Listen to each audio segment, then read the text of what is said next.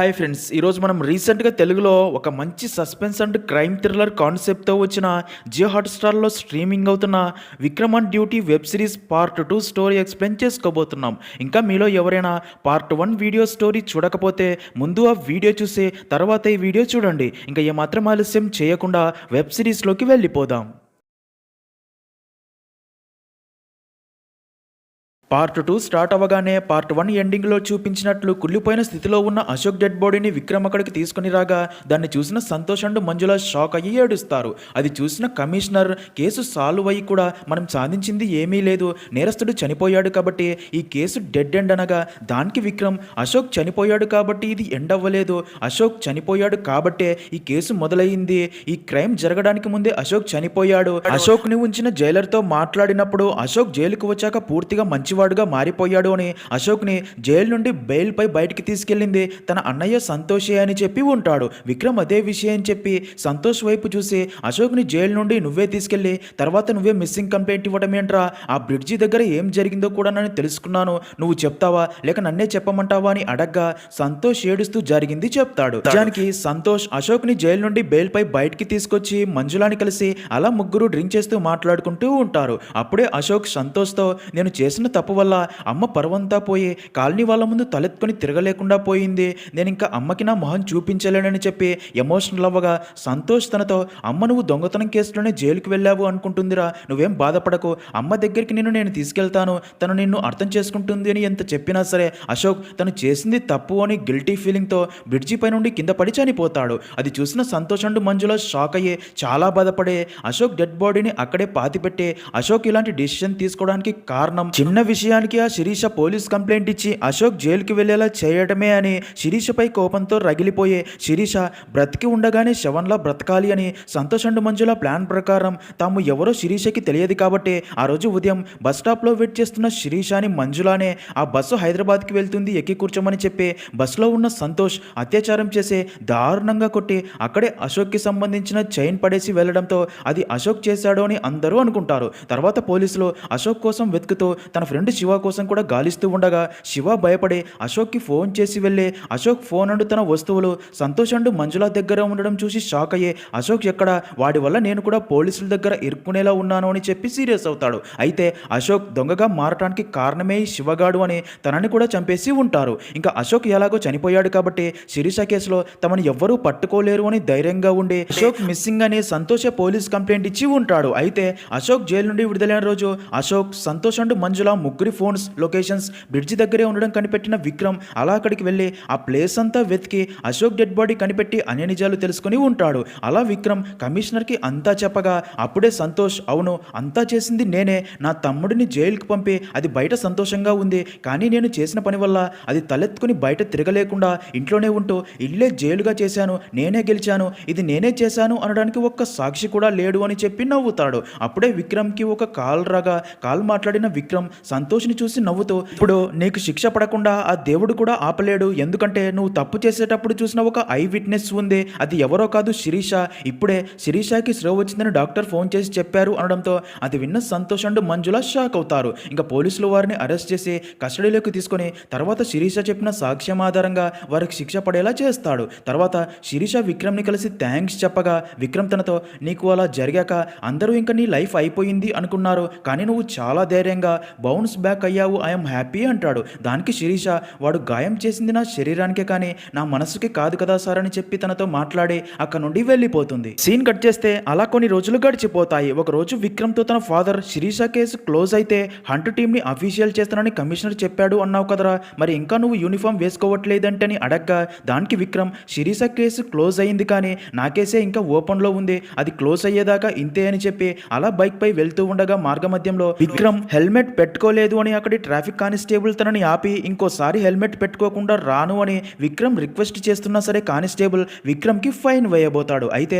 అప్పుడే అటుగా వెళ్తున్న సోషల్ యాక్టివిస్ట్ అండ్ లాయర్ అయిన వేద అనే అమ్మాయి అది చూసి అక్కడికి వచ్చి కానిస్టేబుల్తో మరి మీ హెల్మెట్ ఎక్కడా అని అదంతా వీడియో తీయడంతో కానిస్టేబుల్ భయపడి విక్రమ్ని కూడా వదిలేస్తాడు. దాంతో విక్రమ్ వేదాకి థ్యాంక్స్ చెప్పి అలా ఇద్దరు కాఫీ షాప్కి వెళ్ళి మాట్లాడుకుంటూ ఒకరినొకరు పరిచయం చేసుకుంటారు. అప్పుడే వేద విక్రమ్తో పోలీసులంటే తనకి అస్సలు ఇష్టం లేదు అని ఎందుకంటే రూల్స్ పెట్టే వాళ్ళే రూల్స్ ఫాలో కారు అని చెప్తుంది. అది విన్న విక్రమ్ తను పోలీస్ అన్న విషయం ఇంకా వేదాకి చెప్పాడు. అలా కాసేపు ఇద్దరు మాట్లాడుకుని అక్కడ నుండి వెళ్తూ ఉండగా అప్పుడే ఒక ఫ్రెండ్స్ గ్యాంగ్ అక్కడికి రావడం చూపిస్తారు. ఇదిలా ఉంటే మరో పక్క విక్రమ్ హంట్ టీంలో పనిచేసే అఖిల ఇంటికి ఒక వ్యక్తి రాగా ఆ వ్యక్తిని చూసిన అఖిల కోపంతో అక్కడ నుండి వెళ్ళబోతుంది. అయితే ఆ వ్యక్తి అఖిల వైపు తప్పుడు దృష్టితో చూస్తాడు. ఇక్కడే మనకు తెలిసే ఒక విషయం ఏంటంటే అఖిల ఫాదర్ తన చిన్నతనంలోనే చనిపోగా అప్పటి నుండి తన అమ్మకి ఇతనే డబ్బు సాయం చేస్తూ మంచివాడిలా నటిస్తూ ఉండడంతో ఆ వ్యక్తిని అఖిల అమ్మ మంచివాడు అని నమ్ముతూ ఉంటుంది. ఇంకా అలా అఖిల వెళ్ళి విక్రమ్ని కలిసి హంట్లో ఫర్దర్గా టేకప్ చేసే క్రైమ్స్ గురించి మాట్లాడుతుంది. నెక్స్ట్ సీన్లో మరుసటి రోజు ఉదయం తెల్లవారుజామున 4 గంటల సమయంలో సిటీ లేక్ పార్క్లో మోరల్ మురళి అనే ఒక ఇన్ఫ్లుయెన్సర్ జాగింగ్ చేస్తూ అలా కాసేపటికే తన వైటీ ఛానల్లో వీడియో అప్లోడ్ చేసేందుకు ఒక వీడియో రికార్డ్ చేస్తూ నేను మీ మోరల్ మురళి, ఈ నా వీడియోలో ఒక సెన్సేషనల్ న్యూస్ చెప్పబోతున్నాను. సొసైటీలో ఎంతో మంచి మనిషిగా కనిపిస్తూ చాటుమాటుగా ఎన్నో ఇల్లీగల్ పనులు చేస్తూ జనాల్ని మోసం చేస్తున్న ఒక వ్యక్తిని ఎక్స్పోజ్ చేయబోతున్నాను. అతను ఎవరో తెలియాలి అంటే నా లైవ్ కోసం వెయిట్ చేయండి అని చెప్పి అలా వీడియో రికార్డ్ చేసి అలా మళ్ళీ జాగింగ్ చేస్తూ అక్కడ నుండి వెళ్తూ ఉండగా ఇక్కడే ట్విస్ట్. అప్పటికే అక్కడ ఫేస్లకి మాస్కులతో వెయిట్ చేస్తున్న 4 వ్యక్తులు తనపై అటాక్ చేసి కత్తులతో తనని పొడిచి చంపి అలాగే నుదుటిపై కత్తితో ఆర్ఆర్ అని రాసి అక్కడ నుండి వెళ్ళిపోయినట్లు చూపిస్తారు. నెక్స్ట్ సీన్ లో కొంతమంది గుర్తు తెలియని వ్యక్తులు మెసేజ్ చాటింగ్ చేసుకుంటూ RR2 డెలివరీ అయ్యింది, RR3 డెలివరీ కోసం వెయిటింగ్ అని కోడ్ లాంగ్వేజ్ లో చాట్ చేసుకోవడం చూపిస్తారు. ఇదిలా ఉంటే విక్రమ్ తన అమ్మతో పాటు సూపర్ మార్కెట్ కి వెళ్ళగా అప్పుడే విక్రమ్తో తన అమ్మ ఇప్పటికే నీకు చాలా వయసు అయ్యిందిరా, ఒక మంచి అమ్మాయిని చూస్తాను పెళ్లి చేసుకోరా అని చెప్తూ ఉంటే విక్రమ్ తన అమ్మ మాటలు పట్టించుకోడు. ఇంకప్పుడే అదే సూపర్ మార్కెట్కి వచ్చిన వేద విక్రమ్ని చూసి తన దగ్గరికి వచ్చి విక్రమ్తో అలాగే తన అమ్మతో మాట్లాడి అక్కడి నుంచి వెళ్ళిపోతుంది. అయితే వేదాన్ని చూసిన విక్రమ్ అమ్మ తనతో అమ్మాయి చాలా బాగుందిరా అనగా దానికి విక్రమ్ అమ్మ తను నా ఫ్రెండ్ మాత్రమే, అది కాక తనకి పోలీసులంటే అస్సలు ఇష్టం లేదు అని చెప్తాడు. ఇంకప్పుడే విక్రమ్కి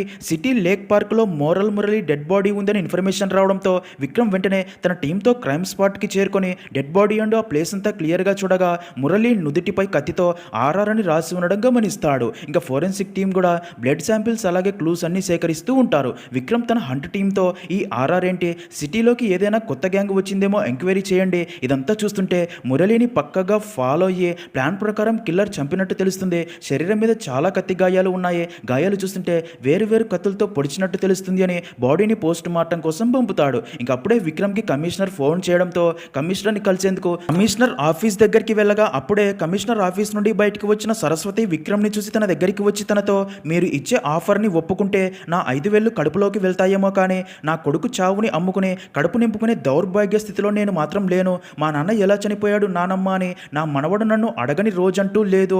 వాడు అలా అడిగే ఆ ప్రశ్ననే నన్ను నడిపిస్తూ ఉంది. ఆ ప్రశ్నకి సమాధానం దొరికే వరకు నేను పోరాడుతూనే ఉంటాను. వెళ్ళి మీ కమిషనర్తో చెప్పండి, ఒక ప్రాణం తీసిన వాడికి పోలీస్ యూనిఫామ్ వేసుకునే హక్కు లేదు అని, నేను వేసుకొనివ్వను కూడా. నేను రోజు నిద్రలేవుగానే నాకు గుర్తొచ్చేవి రెండే, ఒకటి నా కొడుకు, రెండో వాడిని నాకు దూరం చేసిన నువ్వు అని చెప్పి కోపంతో వెళ్ళిపోతుంది. అదంతా విన్న విక్రమ్ కూడా ఫీల్ అయ్యి వెళ్ళి కమిషనర్ని కలిసి సార్ మీరు సావిత్రి గారికి ఆఫర్ ఇచ్చారా అని అడగ్గా దానికి కమిషనర్ నాకు హంటు టీంని అఫీషియల్ చేయడం ముఖ్యం, దానికోసమే ఇదంతా, అయినా అది వదిలే కానీ ఆ క్రైమ్ సీన్కి వెళ్ళావా అని టీవీ న్యూస్ పెట్టగా ఎన్నో సమస్యల మీద పోరాడి బాధితులకు న్యాయం జరిగేలా చేసిన మోరల్ మురళి దారుణ హత్యకు గురయ్యాడు, హత్యకి గల కారణాలు పోలీసులు ఇంకా వెల్లడించలేదు అని చూపిస్తూ ఉంటారు. కమిషనర్ తనతో ఇదేదో సెన్సేషనల్ కేసు అయ్యేలా ఉంది, మన మీద ప్రెషర్ పడకముందే కిల్లర్ని పట్టుకోవాలి, వెంటనే ఇన్వెస్టిగేషన్ స్టార్ట్ చెయ్యని చెప్పగా దానికి విక్రమ్ కూడా ఓకే అని చెప్పి వెళ్ళి కేసు డీటెయిల్స్ అన్ని తీసుకొని ఇన్వెస్టిగేషన్ స్టార్ట్ చేస్తాడు. అప్పుడే అఖిల విక్రమ్తో సార్ మోరల్ మురళి తన సోషల్ మీడియా పోస్ట్ ద్వారా చాలా మందిని ఇన్ఫ్లుయెన్స్ చేశాడు,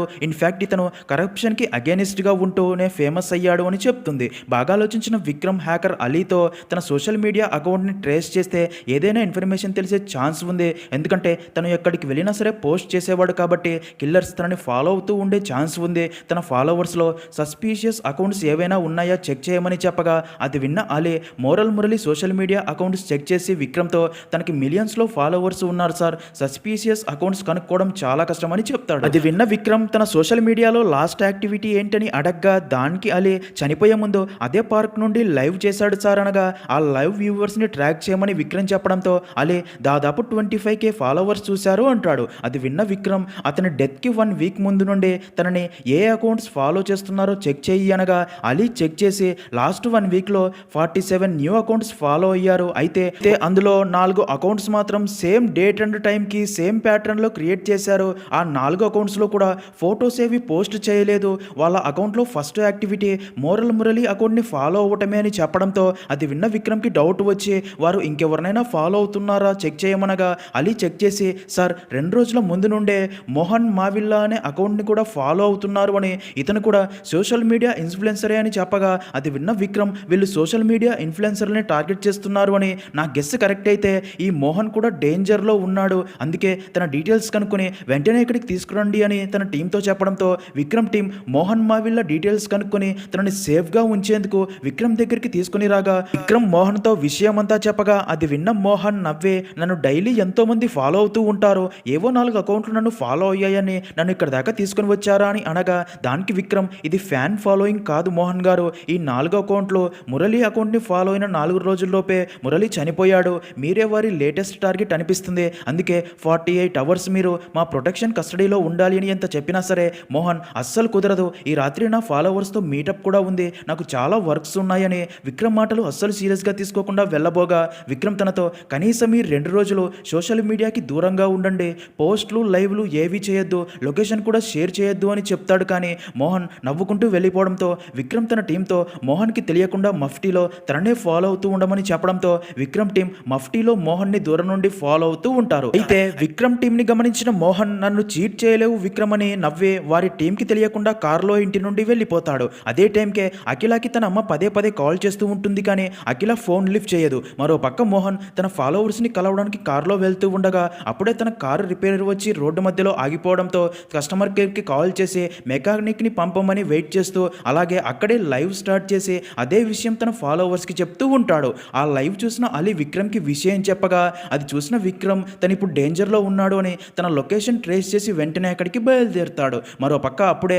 ఆటోలో కిల్లర్స్ అక్కడికి వచ్చి మోహన్పై అటాక్ చేసి కత్తులతో తనని పొడిచి తన నుదుటిపై కూడా ఆర్ఆర్ అని రాసి అక్కడ నుండి వెళ్ళిపోగా అది చూసిన అలీ విక్రమ్తో సార్ మోహన్ లైవ్ కట్ అయ్యింది, అక్కడ ఏదో జరిగింది అనడంతో విషయమర్థమైన విక్రమ్ షాక్ అయ్యి వెంటనే కార్ని ఆ లొకేషన్ కి స్పీడ్ గా పోనిస్తాడు. ఇదిలా ఉంటే మరో పక్క మోహన్ ని చంపిన తర్వాత 4 మాస్క్ కిల్లర్స్ కూడా మాస్క్ తీసేసి ఒక కాలేజీ దగ్గరికి వెళ్ళి ఆ కాలేజీ వెనక ఒక ప్లేస్ లో గొయ్యి తవ్వి తాము చంపడానికి ఉపయోగించిన కత్తులు ఆ గొయ్యిలో పడేసి పూడ్చి పెడతారు. ఇక్కడే మనకు తెలిసే ఒక విషయం ఏంటంటే ఆ 4 కూడా కాలేజీ స్టూడెంట్స్ అని, గుణ తన 3 ఫ్రెండ్స్ తో కలిసి ఇదంతా చేస్తున్నాడు అని. మరో పక్క మోహన్ లైవ్ లొకేషన్ కి చేరుకున్న విక్రమ్ అండ్ టీం చనిపోయిన మోహన్ ని చూసి షాక్ అయ్యే మోహన్ నుదుటిపై కూడా ఆర్ఆర్ అని కత్తితో రాసి అలాగే శరీరం మీద కత్తి గాయాలు గమనించిన విక్రమ్కి ఇది కూడా మురళిలాగే సేమ్ ప్యాటర్న్ హత్య అని అర్థమయ్యే మోహన్ బాడీని పోస్ట్ మార్టం కోసం పంపుతాడు. ఇంకా తన టీంతో అసలు కిల్లర్స్ ఈ హత్యలు ఎందుకు చేస్తున్నారో తెలుసుకోవాలి అని చనిపోయిన మురళి అండ్ మోహన్కి మధ్య ఉన్న కామన్ పాయింట్ వారిద్దరిని చంపాక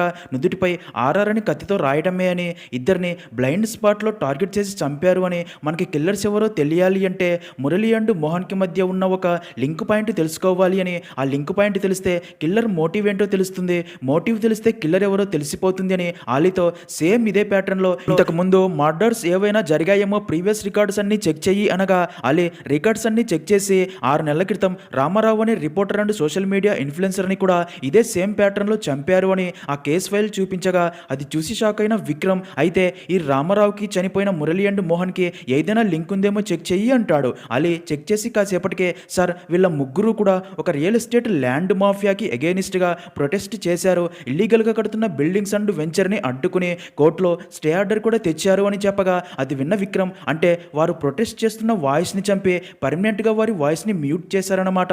ఇంతకీ ఆ రియల్ ఎస్టేట్ ఓనర్స్ ఎవరో చూడు అనగా అలీ వారు మొత్తం 4 పార్ట్నర్స్ అని, అయితే ఆ ఇన్సిడెంట్ తర్వాత ఆ 4 ఇండియా వదిలేసి వెళ్ళిపోయారని, తర్వాత కోర్టు ఆ కేసుని త్వరగా క్లోజ్ చేయమని ఆర్డర్స్ పాస్ చేసిందని చెప్తాడు. అది విన్న విక్రమ్ నాకు ఆ రియల్ ఎస్టేట్ మాఫియాకి అగైనిస్ట్గా ఫైట్ చేసిన అందరి లిస్ట్ కావాలి, త్వరగా రెడీ చేయి అని చెప్తాడు. ఇంకా అదే టైంకే విక్రమ్కి వేద ఫోన్ చేసి నేను నువ్వు పనిచేసే ఆఫీస్ వైపే వెళ్తూ నీ ఆఫీస్ చూసి నేను ఒకసారి కలుద్దామని ఆగాను, ఆఫీస్లోనే ఉన్నావా అని అడగ్గా అది విన్న విక్రమ్ షాక్ అయ్యి వెయిట్ చేయి నేను వస్తున్నానని చెప్పి వేదాన్ని కలవటానికి వెళ్తాడు. నిజానికి విక్రమ్ అమ్మ వేదాకి విక్రమ్ సాఫ్ట్వేర్ జాబ్ చేస్తున్నాడు అని ఒక ఆఫీస్ పేరు కూడా చెప్పి ఉంటుంది, ఎందుకంటే వేదాకి పోలీసులు అంటే ఇష్టం ఉండదు కాబట్టి. నెక్స్ట్ సీన్లో అలా విక్రమ్ వెళ్ళి వేదాన్ని కలిసి మాట్లాడుతూ ఉండగా అలా కాసేపటికే విక్రమ్కి అలీ ఫోన్ చేసి సార్ ఆ 4 మరొక కొత్త అకౌంట్ని ఫాలో అవుతున్నారు, తను కూడా ఆ ప్రొటెస్ట్ చేసిన వారి లిస్ట్లో ఉంది, తన డీటెయిల్స్ అండ్ ఫోటో మీకు సెండ్ చేశాను చూడండి అని చెప్పగా ఆ ఫోటో చూసిన విక్రమ్ మైండ్ బ్లాక్ అయ్యి షాక్లో ఉండిపోతాడు. ఎందుకంటే ఆ కిల్లర్స్ నెక్స్ట్ టార్గెట్ ఎవరో కాదు వేదానే. దాంతో ఆ కిల్లర్స్ నుండి వేదాకి ప్రాణహాని ఉందని అర్థమైన విక్రమ్ ఎలాగైనా వేదాని ఆ కిల్లర్స్ నుండి కాపాడాలని ఫిక్స్ అవుతాడు. కానీ వేదాకి ఈ విషయం చెప్పడు. ఇంకా అలా వేద విక్రమ్తో కాసేపు మాట్లాడే అక్కడ నుండి ఇంటికి బయలుదేరగా విక్రమ్ వేదాని కాపాడాలని దూరం నుండి తన ఇంటి దాకా ఫాలో అవుతూ వెళ్ళి వేద ఇంటి అడ్రస్ కనుక్కుంటాడు. అయితే విక్రమ్ తనని ఫాలో అవ్వడం గమనించిన వేద మాత్రం విక్రమ్ తనని ఇష్టపడుతున్నాడు అని, అందుకే తనని ఫాలో అవుతున్నాడు అనుకుని హ్యాపీగా ఫీల్ అవుతుంది. ఇంకా తర్వాత విక్రమ్ తన టీంకి ఫోన్ చేసి వారిని వేద ఇంటి దగ్గరికి రమ్మని చెప్పి వారు వచ్చాక అఖిలతో నువ్వు వెళ్ళి వేదతో తనకి థ్రెట్ ఉంది అని తెలియకుండా అలర్ట్గా సేఫ్టీగా ఉండమని చెప్పు అని పంపబోగా కానిస్టేబుల్ రావు ఇలాంటి చిన్న చిన్న పనులు నాకు చెప్పండి సార్, నేను వెళ్ళి వేదతో మాట్లాడి వస్తాను అనగా దానికి విక్రమ్ సరే కానీ నాకు కాల్ చేసి ఆన్లో ఉంచి వెళ్ళండి, అక్కడ మీరు ఏం మాట్లాడతారో నేను కూడా వినాలి అనగా రావు సరే అని చెప్పి వేద ఇంట్లోకి వెళ్తాడు. మరో పక్క వేద అంటూ తన ఫాదర్ టీవీలో న్యూస్ చూస్తూ ఉండగా టీవీ న్యూస్లో సోషల్ మీడియా ఇన్ఫ్లుయెన్సర్స్ అయిన మురళి అండ్ మోహన్ని గుర్తు తెలియని వ్యక్తులు దారుణంగా హత్య చేశారు అని పోలీసులు ఇంకా ఆధారాల కోసం వెతుకుతున్నారని చూపిస్తూ ఉంటారు. అది చూసిన వేద పాపం వీళ్ళని ఎవరు ఎందుకు చంపారో ఆ రియల్ ఎస్టేట్ కేసులో మేమందరం కలిసే పని చేశామని తన ఫాదర్తో చెప్తుంది. అప్పుడే రావు అక్కడికి వచ్చి నా పేరు రావు, నేను ఒక కానిస్టేబుల్ నేని వేదతో ఈ రోజు నుండి నువ్వు ఎలాంటి సోషల్ మీడియా పోస్టులు చేయకూడదు, ఇంటి నుండి బయటికి కూడా వెళ్ళకూడదు అనగా అది విన్న వేదకి చాలా కోపం వచ్చి అసలు నేను ఎవరో తెలుసా, యాక్టివిస్ట్ అండ్ లాయర్ని, నన్ను అది చేయకూడదు ఇది చేయకూడదు అని చెప్పడానికి నువ్వెవరని బాగా తిట్టడంతో రావు విక్రమ్ దగ్గరికి వచ్చి ఆ అమ్మాయికి పోలీసులు అంటే అస్సలు పడదనుకుంటా సార్, అందుకే బాగా రియాక్ట్ అయింది అనగా దానికి విక్రమ్ అది నాకు తెలుసు రావు గారు, అందుకే అఖిలాని పంపాలి అనుకుంటే మీరే నేను వెళ్తాను అన్నారు అని చెప్పి నవ్వుతాడు. అలా వేద సేఫ్టీ కోసం దూరం నుండే వేద ఇంటిని గమనిస్తూ ఉంటారు. అయితే అప్పుడే గుణ ఇటు వైపుగా వెళ్తూ విక్రమ్ అండ్ టీంని చూస్తాడు. ఇంకా అలా రాత్రంతా విక్రమ్ అండ్ టీం వేద ఇంటిని గమనిస్తూ ఉంటారు. అయితే మరుసటి రోజు ఉదయం వేద తన సోషల్ మీడియా పోస్ట్ చూసిన విక్రమ్కి తను మురళి సంతాప సభ కోసం తన ఇంటికి వెళ్తుంది అని తెలుస్తుంది. అయితే అప్పుడే వేద స్కూటీ మీద ఇంటి నుండి వెళ్ళడం చూసి తనని ఫాలో అవ్వబోగా అప్పుడే అలీ విక్రమ్తో సార్ ఇప్పుడే ఆ నలుగురు మరొక అకౌంట్ని ఫాలో అవ్వడం స్టార్ట్ చేశారు, వారు ఫాలో అవుతున్న అకౌంట్ కమిషనర్ కూతురు శివానిదే అని చెప్పడంతో అది విన్న విక్రమ్ షాక్ అయ్యి శివాని ఇప్పుడు ఎక్కడ ఉందో తన లొకేషన్ ట్రేస్ చేయని అంటాడు. మరో పక్క శివాని సెంట్రల్ లైబ్రరీలో ఉండగా తనని ఒక వ్యక్తి ఫాలో అవుతున్నట్లు చూపిస్తారు. ఇదిలా ఉంటే మరో పక్క వేద మురళి ఇంటికి వెళ్ళగా తనని బయట నుండి గమనిస్తున్న గుణ ఎవరికో ఫోన్ చేసి టార్గెట్ ఇంకా బయటికి రాలేదు వెయిట్ చేయండి అని చెప్తాడు. ఇక్కడే మనకి జైల్లో ఖైదీగా ఉన్న కుంజ అనే వ్యక్తిని చూపిస్తారు. అయితే కుంజ జైలు బాత్రూంలో సీక్రెట్గా దాచిన ఫోన్కి ఆర్డర్ డిలేడ్ అని మెసేజ్ వచ్చి ఉండడంతో దాన్ని చూసి కోపంతో ఎవరికో ఫోన్ చేసి రే ఈసారి ఆర్డర్ డిలే అయ్యిందని మెసేజ్ వస్తే నెక్స్ట్ ఆర్డర్ నువ్వే జాగ్రత్త అని సీరియస్ అవుతాడు. మరో పక్క విక్రమ్కి కమిషనర్ కూతురు సెంట్రల్ లైబ్రరీలో ఉందని తెలిసి వెంటనే తన టీంతో అక్కడికి వెళ్ళి శివానిని దూరం నుండి గమనించగా తన వెనకనే ఒక వ్యక్తి తనని ఫాలో అవ్వడం చూసి వెంటనే తన దగ్గరికి వెళ్ళి పట్టుకుని ఎవడ్రా నువ్వని తన తలకి గన్ గురి పెట్టగా అది చూసిన శివాని సార్ మీరు ఏం చేస్తున్నారు, తను నా క్లాస్మేట్, నేను రమ్మంటేనే వచ్చాడు అని చెప్పడంతో అది విన్న విక్రమ్ షాక్ అయ్యి వారికి సారీ చెప్పి కిల్లర్స్ తమని డైవర్ట్ చేయడానికి ఇలా చేశారని అర్థమయ్యే వెంటనే అఖిలాకి ఫోన్ చేసి నువ్వు వేదానే ఫాలో అవుతున్నావు కదా అని అడగ్గా దానికి అఖిల అవును అంటుంది. మరో పక్క వేద మురళి ఇంటి దగ్గరికి వెళ్ళి మురళి ఫోటో ముందు పువ్వులు పెట్టి తన ఫ్యామిలీకి ధైర్యం చెప్తుంది. ఇంకా గుణ అండ్ ఫ్రెండ్స్ అప్పటికే ఆన్లైన్లో 4 కత్తులు ఆర్డర్ పెట్టి వాటిని డెలివరీ చేసుకుని అవి తీసుకుని వేద ఉన్న ప్లేస్కి బయలుదేరుతారు. గుణ వేద స్కూటీ దగ్గరికి వెళ్ళి ఎవరు చూడకుండా స్కూటీ స్టార్ట్ అవ్వకుండా వైర్స్ అన్ని డ్యామేజ్ చేస్తాడు. అలా కాసేపటికే వేద అక్కడ నుండి వెళ్ళాలని స్కూటీ దగ్గరికి వచ్చి స్టార్ట్ చేయగా స్కూటీ స్టార్ట్ అవ్వకపోవడంతో దాన్ని తోసుకుంటూ అక్కడ నుండి బయలుదేరుతుంది. ఇంకా అదంతా అఖిల అండ్ అలీ దూరం నుండి గమనిస్తూనే ఉంటారు. ఇంకా అలా వేద కాస్త ముందుకు వచ్చి తన ఫ్రెండ్ నందినికి ఫోన్ చేసి నేను మురళి గారి సంతాప సభకి వచ్చాను, ఇక్కడ నా స్కూటీ స్టార్ట్ అవ్వట్లేదు, ఇక్కడ నెట్ కూడా రావట్లేదు, నువ్వు వచ్చి నన్ను పిక్ చేసుకుంటావా అనగా దానికి నందిని కూడా ఓకే అని చెప్తుంది.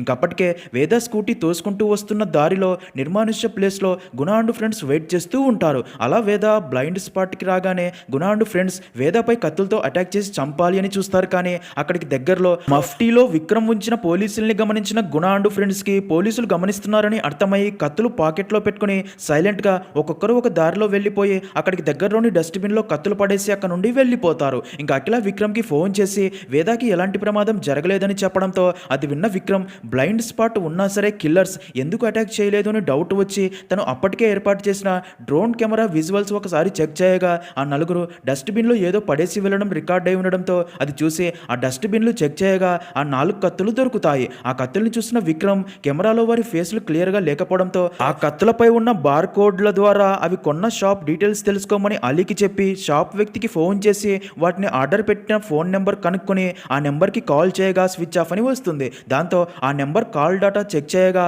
ఒకే నెంబర్ నుండి ఈ నెంబర్కి చాలా మెసేజెస్ వచ్చినట్లు తెలియడంతో ఆ మెసేజెస్ వచ్చిన నెంబర్ని ట్రేస్ చేయమని అలీకి చెప్పగా అలీ ఆ నెంబర్ ట్రేస్ చేసి షాక్ అయ్యి విక్రమ్తో సార్ ఆ నెంబర్ జైలు నుండి ఆపరేట్ చేయబడుతుంది అని చెప్పడంతో అది విన్న విక్రమ్ కూడా షాక్ అవుతాడు. అసలు జైల్లో ఉండి ఇంత నెట్వర్క్ మెయింటైన్ చేస్తున్నవాడు ఎవడో, అసలు ఇదంతా ఎందుకు చేస్తున్నాడో తెలుసుకోవాలని విక్రమ్ ఫిక్స్ అయ్యి అలా వెళ్ళి కమిషనర్ కలిసి తనకి అంతా చెప్పి జైల్లో ఉన్న ఆ మాస్టర్ మైండ్ ఎవడో తెలుసుకోవాలి అంటే నేను కూడా ఇప్పుడు ఖైదీలా జైలుకి వెళ్ళి వారితో కలిసిపోవాలి, నన్ను జైలుకు పంపండి అని చెప్పడంతో అది విన్న కమిషనర్ కూడా విక్రమ్ ఒక ఖైదీలా జైల్లోకి వెళ్లేందుకు అన్ని ఏర్పాట్లు రెడీ చేస్తాడు. సీన్ కట్ చేస్తే అలా మరుసటి రోజు విక్రమ్ ఒక సాధారణ ఖైదీలా జైల్లోకి వెళ్లి తన సెల్లో ఉండగా అదే సెల్లో ఉన్న మరొక ఖైదీ విక్రమ్ కోపంగా ఉండడం చూసి ఏమైందన్నా ఎందుకంత కోపంగా ఉన్నావని అడగ్గా దానికి విక్రమ్ నా బామ్మడిది నన్ను మోసం చేసి నా ఆస్తంతా కొట్టేశాడు, దాంతో నా ఫ్యామిలీ రోడ్డున పడింది, వాడిని ఎలాగైనా చంపేయాలి, ఎంత డబ్బులు ఖర్చైనా పర్లేదు అంటాడు. అది విన్న ఆ ఖైదీ ఎంత డబ్బైనా ఇస్తావా, అయితే 10 లక్షలు ఇస్తావా అని అడగ్గా దానికి విక్రమ్ ఇస్తాను అని చెప్పడంతో దానికి ఆ ఖైదీ అయితే నీ పని చేయడానికి జైల్లోనే ఒకడు ఉన్నాడు, వాడి పేరు కుంజా, చూడ్డానికి చాలా అమాయకుల్లా ఉంటాడు, కానీ ఇదే జైల్లో ఉండి బయట ఎన్నో మర్డర్స్ చేయించాడు, వాడి నెట్వర్క్ చాలా పెద్దది అని చెప్పగా అది విన్న విక్రమ్కి తనే ఆ మాస్టర్ మైండ్ అయి ఉంటాడని అర్థమయ్యే అయితే కుంజాతో ఒకసారి నన్ను మాట్లాడించవా అన్నా అని అడగ్గా దానికి ఆ ఖైదీ ఇప్పుడు కుంజా లంచ్ టైం సాయంత్రం తప్పకుండా మాట్లాడిస్తానని చెప్తాడు. ఇంకప్పుడే విక్రమ్ ఫ్రీగా ఉన్న బాత్రూంలోకి వెళ్ళబోగా చూసిన మిగతా ఖైదీలు విక్రమ్తో అది కుంజా బాత్రూమ్, తను తప్ప అది ఎవ్వరూ వాడకూడదు అని చెప్పడంతో విక్రమ్ సరే అని అక్కడ నుండి వెళ్ళిపోతాడు. ఇంకా అలా సాయంత్రం విక్రమ్ని కుంజాతో మాట్లాడించడానికి ఆ ఖైదీ కుంజా ఉంచిన సెల్ దగ్గరికి తీసుకెళ్లి అక్కడి దృశ్యం చూసి ఇద్దరు మైండ్ బ్లాక్ అయ్యి షాక్లో ఉండిపోతారు. ఎందుకంటే లంచ్ టైంలో బిర్యానీ ప్యాకెట్ తెచ్చుకున్న కుంజా అది తింటూనే చనిపోయి ఉంటాడు. దాంతో కుంజా డెడ్ బాడీని చూసిన విక్రమ్కి అసలు కుంజాని ఎవరు చంపారో, కిల్లర్స్ టార్గెట్ చేసి మరీ హత్యలు ఎందుకు చేస్తున్నారో, కిల్లర్స్కి కుంజాకి లింక్ ఏంటో ఏమీ అర్థం కాక కన్ఫ్యూజన్లో ఉండిపోతాడు. ఇంకా వీటన్నిటికీ సమాధానాలు కావాలి అంటే నెక్స్ట్ పార్ట్ కోసం వెయిట్ చేయాల్సిందే.